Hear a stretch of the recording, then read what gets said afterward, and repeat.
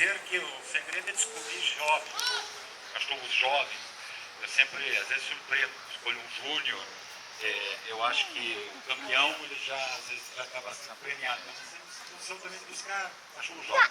Nesse caso, respeitei bastante o título da fêmea e pela movimentação bem superior à outra. Então, dessa vez prevaleceu a campeã, certo? E foi a melhor fêmea. Principalmente, eu chamo a atenção para o stop bem marcado, a cabeça típica, a orelha.